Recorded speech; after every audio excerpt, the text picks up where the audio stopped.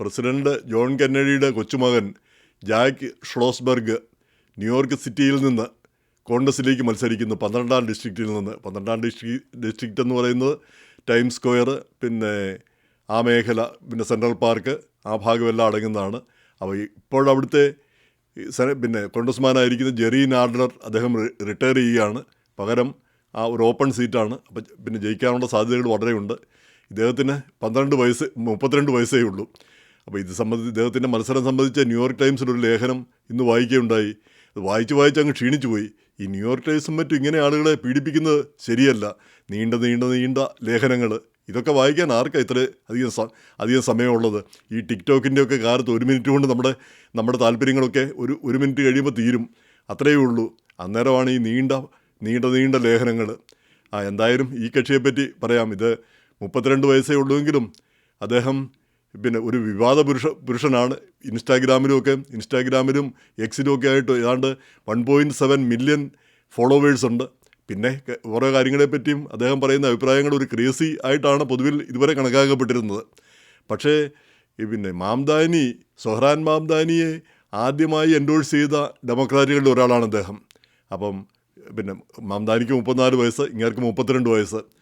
എന്ന് മാത്രമല്ല, Mamdani anti Semitic അല്ല എന്നാണ് ഇദ്ദേഹം പിന്നെ സമർത്ഥിക്കുന്നത്. ഇദ്ദേഹത്തിൻ്റെ ഫാദർ മിസ്റ്റർ ഷ്ലോസ്ബർഗ്, അദ്ദേഹം ജൂവിഷാണ്. ഇദ്ദേഹം കാത്തലിക്കായിട്ടാണ് വളരുന്നത്. അമ്മ പിന്നെ കരോളിൻ കെന്നഡി, നമുക്കറിയാം, ജപ്പാനിലും ഓസ്ട്രേലിയയിലും പിന്നെ അമേരിക്കയുടെ അംബാസഡറായിരുന്നു. പിന്നെ കെന്നഡിയുടെ ഏക മകൾ ജീവിച്ചിരിക്കുന്ന കാരണം മറ്റൊരു മകനുണ്ടായിരുന്നു. ആ മകൻ 98 മറ്റോ വിമാനാപകടത്തിൽ സ്വന്തമായിട്ട് പറപ്പിച്ചുകൊണ്ടായ വിമാനം തകർന്നു വീണ് പിന്നെ അദ്ദേഹവും പിന്നെ കാമുകിയുടെ സഹോദരിയും മരിക്കുകയുണ്ടായി. ആ വിമാനം കടലിൽ നിന്ന് പൊക്കിയെടുക്കാനായിട്ട് അന്ന് പ്രസിഡന്റ് ക്ലിൻ്റൺ ഉത്തരവിട്ടതും അതിനു വേണ്ടിയിട്ട് ഒരുപാട് പണം ചെലവഴിച്ചതൊക്കെ അന്ന് വലിയ വിമർശന വിധേയമാവുകയുണ്ടായി. അത് നമ്മൾ പലരും പിന്നെ പഴയ ആളുകൾക്ക് ഓർമ്മയുണ്ടാവും. അപ്പം പിന്നെ ജോൺ ജൂനിയറിൻ്റെ മരണത്തോടി പിന്നെ കരോളിൻ കെന്നഡി മാത്രമായി ഈ പിന്നെ പ്രസിഡന്റ് കെന്നഡിയുടെ ഏക അനന്തരാവകാശി. അപ്പം ഈ ജാക്ക് ഷ്ലോസ്ബർഗിനൊരു സഹോദരി ഉണ്ടെന്ന് തോന്നുന്നു. ആ സഹോദരിയെപ്പറ്റി പണ്ടേതോ ഒരു പാകിസ്ഥാനി അവരുടെ പുറകെ നടക്കുകയും പിന്നെ ആ പാകിസ്ഥാനിക്കെതിരെ കോടതി പിന്നെ ഉത്തരവിടുകയൊക്കെ ചെയ്തത് വായിച്ചു ഓർക്കുന്നു. കുറേ വർഷങ്ങൾക്ക് മുമ്പാണ്, 30 വർഷങ്ങൾക്ക് മുമ്പത്തെ കാര്യമാണ്. എന്തായാലും ഈ ജാക്ക് ഷ്ലോസ്ബർഗ് ക്രേസി ആയിട്ടുള്ള അഭിപ്രായങ്ങൾ പറയുകയും പിന്നെ ഒക്കെ ചെയ്താണ് ജനശ്രദ്ധയിൽ വരുന്നത്. പക്ഷേ അദ്ദേഹത്തിൻ്റെ പ്രധാനപ്പെട്ട ഒരു കാര്യം, ഇപ്പോഴത്തെ അദ്ദേഹത്തിൻ്റെ കസിൻ, അതായത് ഈ പിന്നെ വെടിയേറ്റ് കൊല്ലപ്പെട്ട റോബർട്ട് കെന്നഡിയുടെ, അതായത് പ്രസിഡന്റ് കെന്നഡിയുടെ അനിയൻ റോബർട്ട് കെന്നഡി പിന്നെ പ്രസിഡന്റ് സ്ഥാനാർത്ഥിയായിരിക്കാണ് കൊല്ലപ്പെട്ടത്. അപ്പോൾ അദ്ദേഹത്തിൻ്റെ മകനാണ് പിന്നെ റോബർട്ട് എഫ് കെന്നഡി ജൂനിയർ, നമ്മുടെ ഇപ്പോഴത്തെ പിന്നെ ഹെൽത്ത് ആൻഡ് ഹ്യൂമൻ സർവീസസ്. അപ്പോൾ അദ്ദേഹത്തിനെതിരെ അതിശക്തമായ വിമർശനമൊക്കെ കൊണ്ടാണ് ജാക്ക് ഷ്ലോസ്ബർഗ് പിന്നെ രംഗത്ത് വരുന്നത്. എന്ന് മാത്രമല്ല, കെന്നഡി കുടുംബത്തിലുള്ളവർ ഇദ്ദേഹത്തിനെതിരെ വേണ്ടത്ര വിമർശിക്കുന്നില്ല എന്നും അദ്ദേഹം പരാതിപ്പെടുന്നുണ്ട്. പ്രധാനമായിട്ടും അദ്ദേഹം ഈ പിന്നെ കെന്നഡി കുടുംബം പിന്നെ എല്ലാവരും ഡെമോക്രാറ്റുകളായിരിക്കുകയാണ് ഈ റോബർട്ട് എഫ് കെന്നഡി അങ്ങോട്ട് ട്രംപിൻ്റെ കൂടെ റിപ്പബ്ലിക്കൻ പക്ഷത്തേക്ക് നീങ്ങിയത്. എന്ന് മാത്രമല്ല, അദ്ദേഹം ചെയ്യുന്ന ഈ വാക്സിനെതിരെയും മറ്റും അദ്ദേഹം ചെയ്യുന്ന കാര്യങ്ങൾ നമ്മളാരും അധികമാരും അത് ശ്രദ്ധിക്കുന്നില്ല. പിന്നെ വിദഗ്ധരൊക്കെ ശ്രദ്ധിക്കുന്നുണ്ടാവും. വാക്സിനും മറ്റും വേണ്ട, അല്ലെ വാക്സിന് ടൈലനോട് വരെ ദോഷകരമാണെന്നൊക്കെ പറയുന്ന അത് പിന്നെ വിദഗ്ധർ പറഞ്ഞാൽ നമുക്ക് മനസ്സിലാക്കാൻ പറ്റും. പക്ഷേ ഈ ഹെൽത്ത് സെക്രട്ടറി അത് പറഞ്ഞാൽ അതിൻ്റെ വിശ്വാസ്യത എത്രയാണെന്നാണ് നമുക്ക് അറിയേണ്ടിയിരിക്കുന്നത്. അപ്പോൾ അങ്ങനെ നമ്മുടെ ഹെൽത്ത് കെയർ രംഗത്ത് വലിയ മാറ്റങ്ങൾ അദ്ദേഹം ചെയ്യുന്നുണ്ട്, നമ്മൾ അറിഞ്ഞും അറിയാതെയുമൊക്കെ. അപ്പോൾ അത് ദൂരവ്യാപകമായ ഫലങ്ങൾ ഉണ്ടാക്കുന്ന കാര്യങ്ങളാണത്. CDC പിരിച്ചുവിടുക, അല്ലെ FDAയിൽ പിന്നെ നിയന്ത്രണങ്ങൾ വരുത്തുക, ഇങ്ങനെയുള്ള കാര്യങ്ങൾ. പിന്നെ എന്തായാലും അദ്ദേഹത്തിനെതിരെ ഈ ഷ്ലോസ്ബർഗൊക്കെ ശക്തമായിട്ട് പ്രതികരിച്ചിട്ടുണ്ട്. പിന്നെ മറ്റുള്ളവർ അത്രയധികം പ്രതികരിക്കാത്തതിൽ പിന്നെ ദേഷ്യപ്പെടുന്നുമുണ്ട്. പിന്നെ ഈ കെന്നഡി കുടുംബത്തിൻ്റെ ഒരു കാര്യം പറഞ്ഞാൽ നമുക്കറിയാം, ഈ അമേരിക്കയിലെ ഒരു രാജകുടുംബം ആയിട്ടാണ് ഈ കെന്നഡി കുടുംബത്തെ കരുതിക്കൊണ്ടിരുന്നത്. പ്രത്യേകിച്ച് ഇന്ത്യക്കാർക്ക് വലിയ കെന്നഡി പിന്നെ കുടുംബം എന്ന് പറഞ്ഞാൽ വലിയ പിന്നെ ആരാധനയാണ്.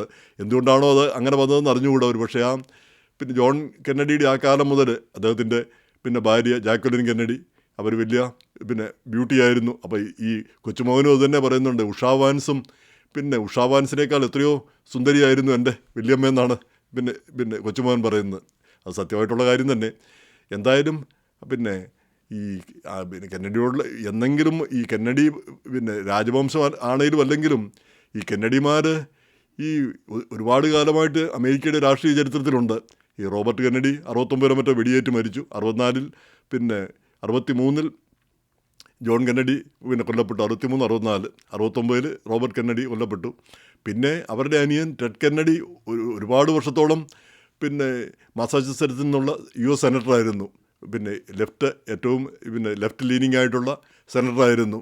പിന്നെ ഇപ്പോൾ ഇതാ റോബർട്ട് കെന്നഡി ജൂനിയർ, അദ്ദേഹവും രാഷ്ട്രീയ രംഗത്ത് നിറഞ്ഞു നിൽക്കുന്നു. ഇപ്പം ഷ്ലോസ്ബർഗാണ് ഇനി അടുത്തതായിട്ട് വരാൻ പോകുന്നതെന്നാണ് കരുതപ്പെടുന്നത്. അപ്പം ഈ സ്ഥാനമൊഴിയുന്ന ജെറി നാഡലർ ഷ്ലോസ്ബർഗിനെ പറ്റി പറഞ്ഞത് അദ്ദേഹത്തിന് യാതൊരു അച്ചീവ്മെൻറ്റും ഇല്ല. അദ്ദേഹം ഒരു കാര്യത്തിലും ഒരു നേട്ടങ്ങളൊന്നും ഉണ്ടാക്കിയിട്ടില്ല, ഇതുവരെ ഒരു പരിചയവുമില്ല. അതുകൊണ്ട് അദ്ദേഹത്തിന് സഹായിയായി നിന്ന വേറൊരാളെയാണ് അദ്ദേഹം നിർദ്ദേശിക്കുന്നത്. അതുപോലെ തന്നെ മുൻ മേയർ മൈക്ക് ബ്ലൂംബർഗും ഷ്ലോസ്ബർഗിനെയല്ല മറ്റേയാളെയാണ് സപ്പോർട്ട് ചെയ്യുന്നത്. അപ്പോൾ അങ്ങനെ എതിർപ്പൊക്കെ ഉണ്ടെങ്കിലും ഇത് തലമുറകളായിട്ട് ഈ ഭാഗത്താണ് ഷ്ലോസ്ബർഗ് കുടുംബം ജീവിച്ചിരുന്നത്, ന്യൂയോർക്ക് സിറ്റിയുടെ ആ മേഖലയിൽ. അതുകൊണ്ട് ജയിക്കാൻ പ്രയാസമില്ല എന്നുള്ള രീതിയിലാണ് ജാക്ക് ഷ്ലോസ്ബർഗ് പറയുന്നത്. അപ്പം ഈ കക്ഷി 6 അടി 2 ഇഞ്ച് പൊക്കമുള്ള ആളാണ്. പിന്നെ ഈ യെയിലിൽ നിന്ന് ലോ ഡിഗ്രി എടുത്തിട്ടുണ്ട് യെയിലിലും, പിന്നെ അതുപോലെ തന്നെ ഹാർവാർഡിലും പഠിച്ചിട്ടുണ്ട്. അപ്പോൾ ഉന്നത വിദ്യാഭ്യാസമൊക്കെ ഉണ്ട്. എന്തായാലും ഡോക്ടറാകാൻ പോയില്ല എന്നാണ്, അത് എല്ലാവർക്കും അതാണ് ഗുണകരമെന്ന് കരുതിയാണ് പോകാതിരുന്നെന്നാണ് പറയുന്നത്. അപ്പം ഉയർന്ന വിദ്യാഭ്യാസമൊക്കെ ഉണ്ട്, പലവിധ ജോലികൾ അവിടെ ഇവിടെയൊക്കെ ചെയ്തിട്ടുണ്ട്. എങ്കിലും സ്ഥിരമായിട്ട് കാര്യമായ ജോലിയൊന്നും ചെയ്തിരുന്നില്ല. അമ്മ ജപ്പാനിൽ അംബാസഡർ ആയിരുന്നപ്പം അവിടെയും എന്തോ റാക്കുട്ടൻ എന്ന് പറഞ്ഞ ആ കമ്പനിയിലോ മറ്റോ കുറേ കാലം ജോലി ചെയ്യുകയുണ്ടായി. എന്തായാലും ഈ അമേരിക്കയിലെ രാഷ്ട്രീയ രംഗത്തൊക്കെ എല്ലാവരും ശ്രദ്ധിക്കുന്ന പേര് തന്നെ. കാരണം കെന്നഡി കുടുംബത്തിൻ്റെ ഏക അവകാശം എന്ന നിലയിൽ തീർച്ചയായിട്ടും എല്ലാവരും ശ്രദ്ധിക്കുന്ന ഒരു പേര് തന്നെ. പക്ഷേ എന്നാലും തന്നെ താൻ പ്രിൻസ് എന്നൊക്കെ തന്നെ വിശേഷിപ്പിക്കുന്നത്, അല്ലെ കെന്നഡി ഡൈനാസ്റ്റി എന്നൊക്കെ വിശേഷിപ്പിക്കുന്നത് ശരിയല്ല എന്ന് അദ്ദേഹം പറയുകയും ചെയ്യുന്നുണ്ട്. അപ്പോൾ ജനങ്ങൾ പറയുന്നത് ഇപ്പോൾ ഈ ആൻഡ്രൂ കോമോയെ തോൽപ്പിച്ചു. അപ്പോൾ ആൻഡ്രൂ കോമോയും ഒരു രാജവംശം പോലെയായിരുന്നു. അദ്ദേഹത്തിൻ്റെ അപ്പൻ 4 തവണ ന്യൂയോർക്ക് ഗവർണറായതാണ്. ഒരുപക്ഷെ അമേരിക്കൻ പ്രസിഡൻ്റ് ആകാമായിരുന്നു. പക്ഷേ അപ്പോഴത്തേക്ക് വിവാദങ്ങളും എല്ലാം വന്ന് പോയി. ആൻഡ്രൂ കോമോയ്ക്കും അത് തന്നെ പറ്റി. അപ്പോൾ ആ ഒരു ഡൈനാസ്റ്റിയെ നമ്മൾ പായ്ക്കപ്പ് ചെയ്തു. സൊഹ്റാൻ മംദാനി ജയിച്ചു. അതുപോലെ ഇദ്ദേഹത്തിനും അങ്ങനെ ഒരു സ്ഥിതി വരുമോ എന്നാണ് അറിയേണ്ടിയിരിക്കുന്നത്. വരാൻ സാധ്യത വളരെ കുറവാണെന്ന് തോന്നുന്നു. കാരണം ഇപ്പോൾ ചെറുപ്പക്കാരോട് ആളുകൾക്ക് താല്പര്യം കൂടിയിരിക്കുന്ന സമയമാണ്. 32 വയസ്സേ ഉള്ളൂ. അപ്പം ഒരു കോൺഗ്രഷണൽ ഡിസ്ട്രിക്റ്റിൽ ജയിക്കുക എന്ന് പറയുന്നത് അത്ര അസാധ്യമായിട്ടുള്ളൊരു കാര്യമല്ല. എന്തായാലും നമുക്ക് കാത്തിരുന്ന് കാണാം.